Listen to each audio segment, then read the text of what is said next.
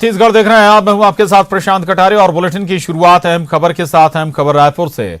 व्यापम परीक्षा परिणाम सूची पर अब राजनीति शुरू हो गई है। रिजल्ट की वैधता 1 साल बढ़ाए जाने पर सवाल उठाए गए हैं। बीजेपी ने फैसले को गलत बताया है। कहा कि सरकार ने पूरे नहीं किए वायदे, आयोजनों पर खर्च लेकिन नियुक्तियों में देरी, ये कहना है बीजेपी का। कोरोना के चलते समय बढ़ाया गया है, ये दलील कांग्रेस की तरफ से दी जा रही है। तो व्यापम परीक्षा परिणाम सूची पर अब राजनीति शुरू हो गई है छत्तीसगढ़ में। दरअसल रिजल्ट की वैधता 1 साल बढ़ाए जाने पर बीजेपी सवाल उठा रही है। बीजेपी ने इस फैसले को गलत बताया है।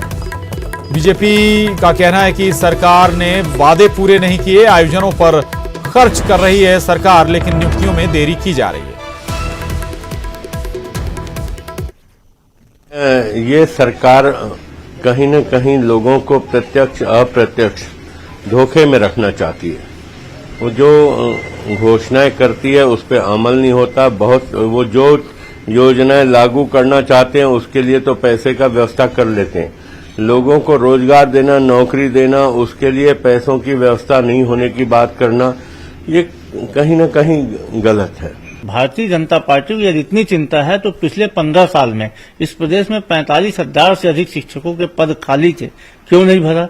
दूसरी बात, भारतीय जनता पार्टी ने तो सरकारी नौकरियों में अघोषित रूप से बेल लगा के रखा था। हमारी सरकार की नीयत युवाओं को रोजगार देने की है और तभी इस प्रकार की भर्ती प्रक्रिया शुरू की गई है। कोरोना के कारण कहीं दिक्कतें आ रही हैं, लेकिन ममता लांजेवार हमारे साथ जुड़ गई हैं रायपुर से और जानकारी के साथ। ममता, अब कई आरोप इस मामले में बीजेपी लगा रही है, जवाब क्या है कांग्रेस का?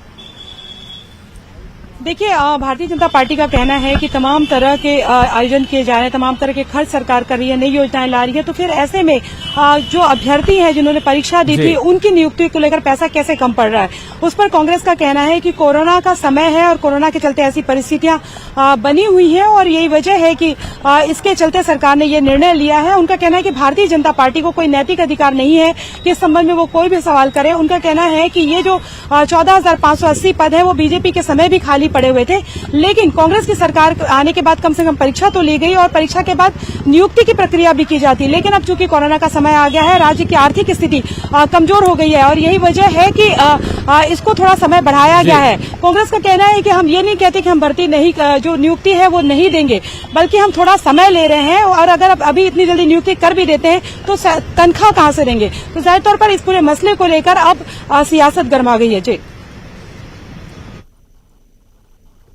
जी बिल्कुल, सियासत इस पर जमकर हो रही है। हालांकि सरकार कह रही कि थोड़ा सा आगे बढ़ाया गया है, समय आगे बढ़ाया गया है, ना कि नियुक्तियों को निरस्त किया गया है। शुक्रिया ममता आपका इस पूरी जानकारी के लिए। आगे बढ़ते हैं। छत्तीसगढ़ में कोरोना का कहर थमने का नाम नहीं ले रहा है। नए संक्रमित मरीजों की संख्या के मामले में नित्य नए रिकॉर्ड बन रहे हैं। 1 सितंबर को एक बार फिर प्रदेश भर से रिकॉर्ड 1884 नए मरीज मिले हैं, जिसमें से सर्वाधिक 666 नए मरीज रायपुर के शामिल हैं। न केवल रायपुर बल्कि दुर्ग और राजनांदगांव जिलों में भी लगातार संक्रमितों की संख्या बढ़ती जा रही है। बात आंकड़ों की करें तो अगस्त में प्रदेश भर में 22,000 से अधिक मामले आने के बाद अब कुल आंकड़ा 33,387 तक पहुंच चुका है, जबकि एक्टिव मरीजों की संख्या भी बढ़कर 15,533 हो चुकी है।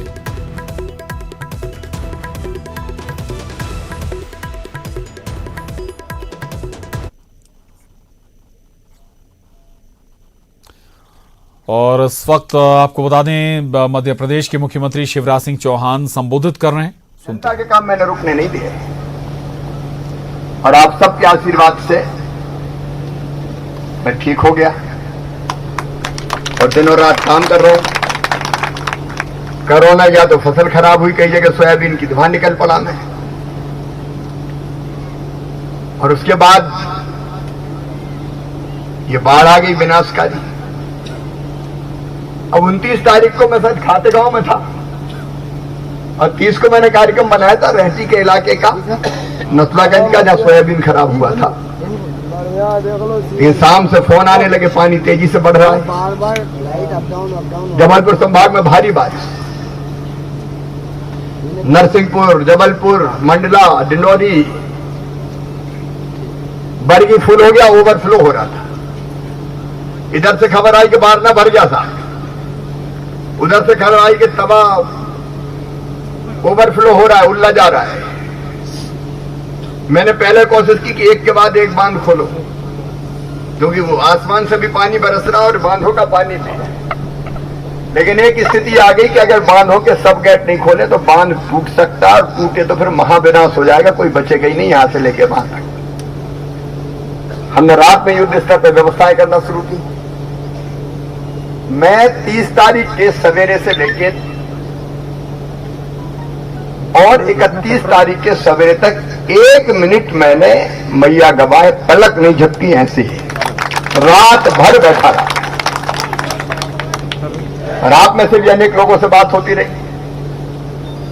अब महेश महाराज जी घबरा गए, कहने लगे सुरानिया कहां थे? सुरानिया में होशंगाबाद। वो तो 73 से बड़ी हो रही भैया आप तो मैंने कहा चिंता मत करो, 73 से बड़ी होगी तो अभी निपटे के निकालेंगे लोगों को। सोमलवाड़ा से फोन, बमौरी से फोन, अलग अलग जगह से समाचार, नांदेड़ भी मैंने बात की, कई गांवों में चर्चा की और तय किया कि कुछ भी हो जाए बाढ़ में, लेकिन इंसानों की जिंदगी तो नहीं जाने देंगे। क्योंकि 73 में अपन जानते हैं पीसा खड़ी और बाकी जगह जो घटनाएं हुई थी, कितने लोगों की मृत्यु हुई थी। हमारा पहला संकल्प यह था कि मरने नहीं देंगे, जान नहीं जाने देंगे। और इसलिए मैंने रक्षा मंत्री, प्रधानमंत्री से लेके आर्मी, एयरफोर्स, सेना, हवाई सेना, एनडीआरएफ की टीम, एसडीआरएफ की टीम, जहां जहां से जो चीजें मिल सकती थी आओ सब। बोट का इंतजाम करो। एक आध बोट आई सोमलवाड़ा के लिए तो पंचर हो गई, पता चला। मैंने कहा दूसरी भिजवाओ। कमिश्नर और आईजी हमारे यहाँ पे है अभी, एडीजी। ये उन परिस्थितियों में भी सीधे सोमलवाड़ा 2 किलोमीटर नाव में होते हुए सोमलवाड़ा पहुंच गए। सोमलवाड़ा मेरी लगातार बात हो रही थी, क्योंकि वहां ज्यादा घबरा रहे थे लोग, बता रहे थे कि भैया अब रात में तो बचने की उम्मीद ही नहीं है। लेकिन मैया की कृपा और आपका आशीर्वाद है, चाहे पेड़ों से लोगों को उठाना पड़ा हो, छतों से लोगों को उठाना पड़ा हो, टापुओं से लोगों को निकालना हो, हवाई वायुसेना के हेलीकॉप्टर लगा के भी हमने रायसेन जिले के भौती तक से, छिंदवाड़ा जिले से, बालाघाट जिले से, पेड़ों के डगल्लों पे बैठे थे ऊपर, वहां से भी पकड़ के खिंचवा लिए और एक आदमी नहीं मरने दिया डूबने के कारण पूरे मदद से। एक आदमी नहीं मरा। ये अलग कई कच्चे मकान गिर गए और कोई उसमें दब गया, वो अलग बात, लेकिन डूब के तो नहीं मरने दिया किसी को भी। और वो प्राथमिकता थी कि मरने नहीं देंगे चाहे कुछ हो जाए। और उस दिन भी 30 तारीख को मैं यहां से भी हेलीकॉप्टर, मैंने कहा घुसेड़ो बादलों में, चैन नहीं पड़ रही। तो पायलट लेके आए नर्मदा जी के ऊपर, लेकिन ना नीचे कुछ दिखे ना ऊपर कुछ दिखे, पानी पानी और बादलों का रंग उनने बताया कि हेलीकॉप्टर वालों ने कि ये लाल रंग के बादल है, इनमें अगर घुस गए तो फिर पंखे टूट जाएंगे हेलीकॉप्टर के, फिर बच नहीं सकते। तो अभी मैं यहां आया, ना आपने मुझे देखा ना मैंने आपको देखना, आवाज जरूर सुनाई होगी तो सुनाई होगी हेलीकॉप्टर की, लेकिन उन परिस्थितियों में मैं आया। दूसरे दिन तो मैं घूम ही था। फिर कोशिश ये थी कि इंसानों की जान ना जाए। और तब मुझे लगा कि यार दोबारा तुम इसलिए मुख्यमंत्री बने हो, और नहीं तो वे तो निकलते ही नहीं, कहीं देखते ही नहीं। और आज एक बात का संतोष है कि हम बचे हैं। अब दूसरे कष्ट है तो उनकी क्या चिंता, मामा तो है ही, अब कहीं परेशान होने की जरूरत नहीं है। ये बात सही है कि पैसे का इंतजाम नहीं है, खजाना खाली पड़ा है। कोरोना ने कमर तोड़ दी पूरी, काम धंधे ठप, टैक्स नहीं आए तो खजाना खाली है। लेकिन कहीं से कर्जा लेके भी आऊंगा, बाढ़ पीड़ितों को राहत दूंगा, किसानों को मुआवजा दिलाऊंगा, उसमें कभी नहीं रहने देंगे। और अभी भी हमने कहा राहत शिविरों में भोजन, चाय की व्यवस्था। अब शहरों में कई जगह कपा भरा है। साहेबगंज को तो मैं बधाई देता हूं, स्वच्छता में फिर साहेबगंज ने हिंदुस्तान में रिकॉर्ड उपस्थित किया। साहेबगंज वालों यहाँ कपा भी साफ कर दिया, आज सफाई दिखी मुझे। गांव गांव में कपा भरा होगा, गेहूं सड़ गए, अनाज सड़ गया, बर्तन भांडे बह गए, सामान खराब हो गया। लेकिन चिंता मत करना, जैसा का तैसा फिर से कर देंगे, जैसा का तैसा फिर से करेंगे। मकान कच्चे गिर गए तो फिर मकान की व्यवस्था करेंगे, कपड़े लत्ते के लिए पैसा देंगे। तो शिवराज सिंह, ब्रेक के बाद एक बार फिर बात छत्तीसगढ़ में कोरोना के एक कहर की। लगातार संक्रमण बढ़ रहा है छत्तीसगढ़ में, आंकड़ा बढ़ता हुआ नजर आ रहा है। और आपको बता दें कि न केवल रायपुर बल्कि दुर्ग और राजनांदगांव जिलों में भी लगातार संक्रमितों की संख्या बढ़ती हुई नजर आ रही है। और अब आंकड़ों की अगर बात करें तो अगस्त में प्रदेश भर में 22,000 से अधिक मामले आने के बाद अब कुल आंकड़ा 33,000 के पार जा पहुंचा है। अवधेश हमारे साथ जुड़ रहे हैं और जानकारी के साथ। अवधेश, संक्रमण, हालांकि तमाम दावे अलग अलग राज्य ने अलग किए थे, स्वास्थ्य मंत्री ने प्रदेश के अलग दावे किए थे, केंद्र अलग आंकड़ा जाहिर कर रही थी, लेकिन एक बात साफ है कि संक्रमण बेहद तेजी से बढ़ रहा है छत्तीसगढ़ में।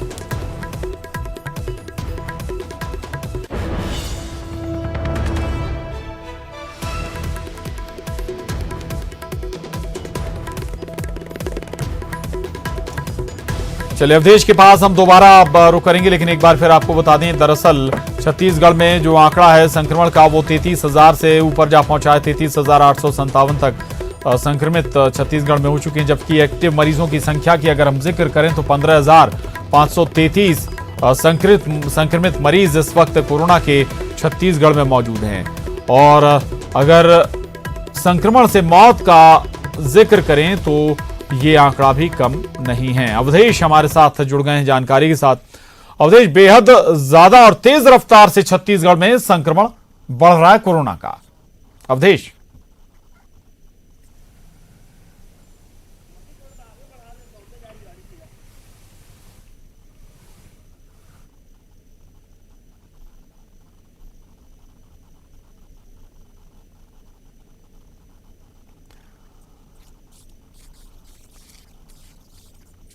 शायद अवधेश तक आवाज नहीं पहुंच पा रहे। हम दोबारा अब अवधेश से जुड़ने की कोशिश करेंगे, संपर्क साधने की कोशिश करेंगे, लेकिन एक बार फिर आपको बता दें कि छत्तीसगढ़ में दरअसल संक्रमण की रफ्तार बेहद ज्यादा है और अभी जो आंकड़ा है वो 33,000 के पार जा पहुंचा है। और एक्टिव मरीज भी कोरोना संक्रमण के 15,000 से ऊपर हैं इस वक्त पूरे छत्तीसगढ़ में। अवधेश, आवाज आप तक पहुंच रही है? अवधेश, सवाल संक्रमण के रफ्तार को लेकर है, आखिर जी इस रफ्तार की वजह क्या नजर आती है?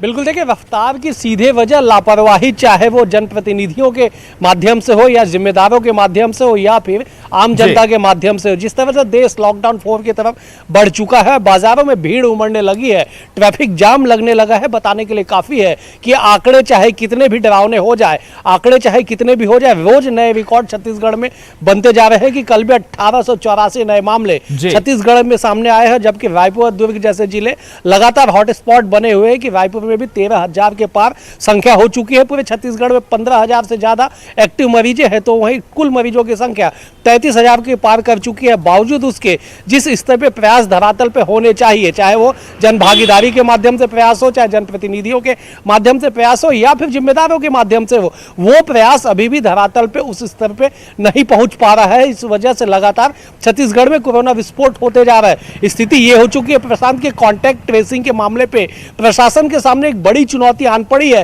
रोज हम सूची को देखते हैं, जो पॉजिटिव मरीजों की सूची आती है उसमें देखते हैं कि अधिकांश में 30 से 40% लोगों के नाम के आगे एड्रेस के स्थान पे केवल रायपुर छत्तीसगढ़ लिखा होता है। मोबाइल नंबर भी कई बार गलत होते हैं और यही वजह है कि कल आखिरकार जिला प्रशासन ने 2 लोगों के खिलाफ जो 21 अगस्त को पॉजिटिव आए थे उनके खिलाफ FIR भी करानी पड़ी। अब सवाल यह है कि 21 अगस्त को जो 2 व्यक्ति जिनके खिलाफ FIR हुआ वो पॉजिटिव आए, 21 अगस्त से लेके 1 सितंबर तक वो घूमते रहे, प्रशासन के पास नहीं पहुंचे, उन्होंने सहयोग नहीं किया। तो इस 10 दिनों के दौरान उन्होंने कितने लोगों को संक्रमित किया होगा, कितने लोगों के संपर्क में आए होंगे, एक बड़ी वजह है कि कांटेक्ट ट्रेसिंग ना होने की वजह से लापरवाही जरूर है। यहां पर जो दर बढ़ गई है, अचानक से रफ्तार बेहद ज्यादा हो गई है संक्रमित होने वालों की। शुक्रिया अवधेश आपका इस जानकारी के लिए।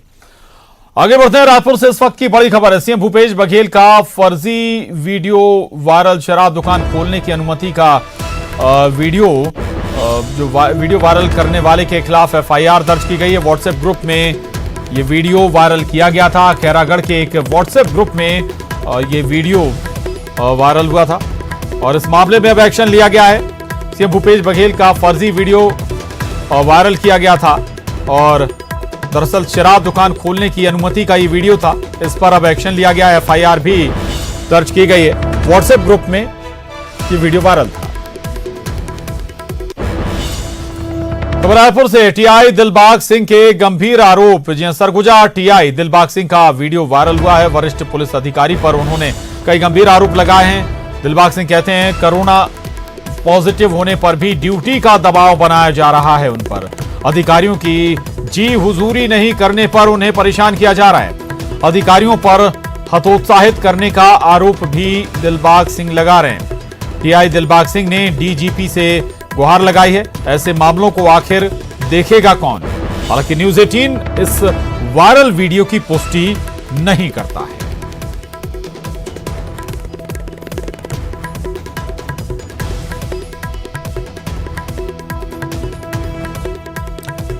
तो दिलबाग सिंह का वायरल वीडियो है और चलिए आगे बढ़ते हैं। उधर नया रायपुर मंत्रालय के बगल में स्थित सभी प्रमुख विभागों के मुख्यालय इंद्रावती भवन में कोरोना ने दस्तक दे दी है, जिसके बाद सामान्य प्रशासन विभाग ने कर्मचारियों की उपस्थिति को लेकर कड़े निर्देश जारी किए हैं। निर्देश के तहत सभी विभागों को 1/4 कर्मचारियों से ही काम लेना होगा। हर स्थिति में अगले आदेश तक कर्मचारियों की संख्या नहीं बढ़ाई जा सकती। सामान्य प्रशासन विभाग की ओर से जारी आदेश में निर्देश का कड़ाई से पालन करने को कहा गया है। बता दें कि बीते एक सप्ताह में इंद्रावती भवन में कोरोना संक्रमितों की संख्या 100 के करीब पहुंच चुकी है, जिससे वहां कार्यरत अधिकारी कर्मचारियों में डर का माहौल बना हुआ है।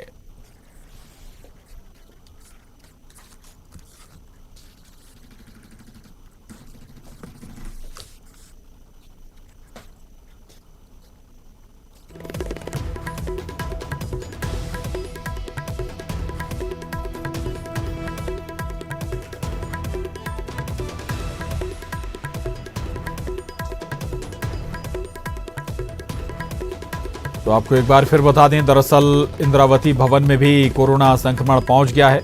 कई लोग अब संक्रमित हुए हैं, लेकिन आदेश है कि 1/4 कर्मचारियों से ही अब काम लिया जाए।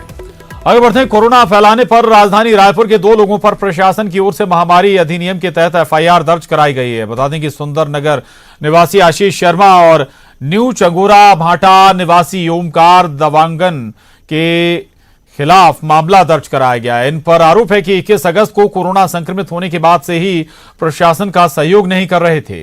पता और मोबाइल नंबर के नाम पर प्रशासन को लगातार गुमराह कर रहे थे। ये करीब 10 दिनों तक लुका छिपी के खेल के बाद आखिरकार कलेक्टर के निर्देश पर दोनों के खिलाफ मामला दर्ज कराया गया।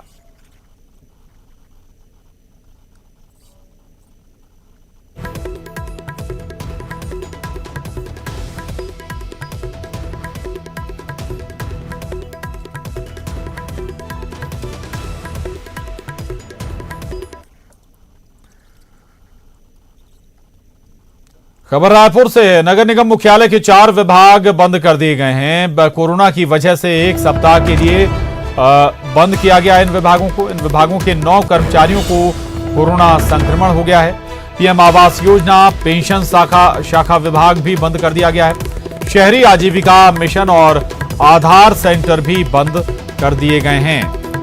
तो रायपुर में नगर निगम मुख्यालय के 4 विभागों को बंद किया गया है। दरअसल इन चारों विभागों में कोरोना संक्रमण पहुंच गया है एक सप्ताह के लिए। इसके बाद इन्हें बंद किया गया है। इन विभागों के 9 कर्मचारियों को कोरोना हो गया है। जो बंद किए गए विभाग हैं उनमें पीएम आवास योजना, पेंशन शाखा विभाग, शहरी आजीविका मिशन और आधार सेंटर को भी बंद किया गया।